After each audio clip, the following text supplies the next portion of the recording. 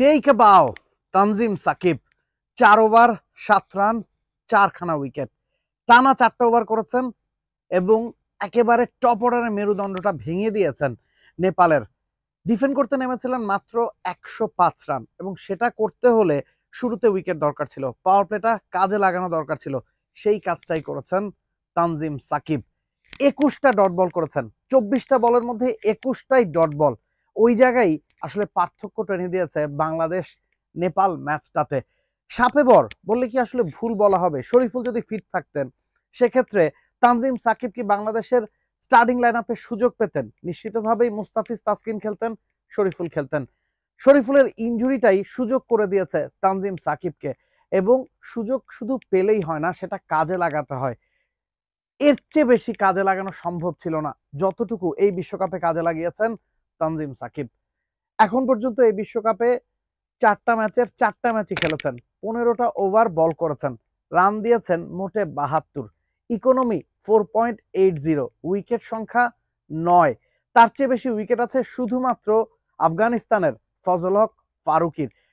এখন পর্যন্ত এই টুর্নামেন্টে সেরা বোলারকে এই প্রশ্ন যদি আপনি করেন, ওই ফারুকির সাথে তানজিম সাকিবের নামটা নিশ্চিতভাবেই আপনাকে রাখতে হবে। প্রতি ম্যাচেই পাওয়ার প্লেতে যেই ধরনের বোলিং করেছেন, আউটস্ট্যান্ডিং ফিগার, আউটস্ট্যান্ডিং বললে আসলে কম বলা হয়। এবং নেপালের বিপক্ষে বাংলাদেশ 105 রান ডিফেন্ড করেছে, যেটা ওয়ার্ল্ড টি20-র ইতিহাসে রেকর্ড। এর চেয়ে কম রান কোনো দল কখনো ডিফেন্ড করেনি, সেটা ক্রেডিটটা তানজিম সাকিবকে দিতে হবে। আগ্রাসী বোলিং করেছেন, পেস জেনারেট করেছেন, বাউন্স জেনারেট করেছেন, এবং সেই বাউন্সে পেসে ভরকে দিয়ে ব্যাটসম্যানদেরকে উইকেট নিয়েছেন। আমরা দেখেছি নেপালের ক্যাপ্টেন রোহিত পদল তার সাথে কিছুটা ফিজিক্যাল হয়ে গিয়েছিলেন। মানে যে আগ্রাসী মনোভাবটা দরকার ছিল, যে অ্যাগ্রেশনটা দরকার ছিল, সেটা কিন্তু তানজিম সাকিব মাঠে করতে সক্ষম হয়েছেন এবং সেটা দিয়েই বাংলাদেশকে জয়টা এনে দিয়েছেন। এর চেয়ে ভালো শুরু, এর চেয়ে ভালো সুযোগ কাজে লাগানো সম্ভব ছিল না তানজিম সাকিবের পক্ষে। শরীফুলের ইনজুরির কারণে সুযোগ পেয়েছেন, তবে সেই সুযোগটা যেভাবে কাজে লাগিয়েছেন সুপার 8-এ, শরীফুল যদি ফিট হয়ে যান, তানজিম সাকিবকে কি আপনি বাদ দিতে পারবেন? হয়তো না। মুস্তাফিজকে কি আপনি বাদ দিতে পারবেন? হয়তো না। সেক্ষেত্রে শরীফুল ফিট হলেও খেলার সুযোগ পাবেন কিনা সেটাও একটা বড় প্রশ্ন। নিশ্চিতভাবেই ব্যাটসম্যানরা প্রতি ম্যাচেই কলাপস করছেন।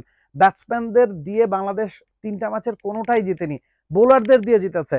এবং টিম ম্যানেজমেন্টের সামনে মধুর একটা সমস্যা, কাকে রেখে কাকে আপনি খেলাবেন। বাংলাদেশের ক্রিকেটে আমরা সবসময়ই বলি যে পাইপলাইনকে আসলে যথেষ্ট শক্ত কিনা, কেউ যদি ইনজুরিতে পড়েন, কেউ যদি ছিটকে যান, সেই জায়গায় যথেষ্ট ব্যাকআপ আছে কিনা। সব প্রশ্নের উত্তর এই বিশ্বকাপে এখন পর্যন্ত দিয়েছেন Tanzim Sakib. Take a bow again young man. Nabil Kasar, T Sports, New York.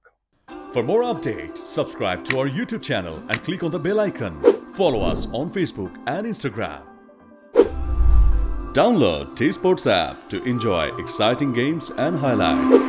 Visit tsports.com.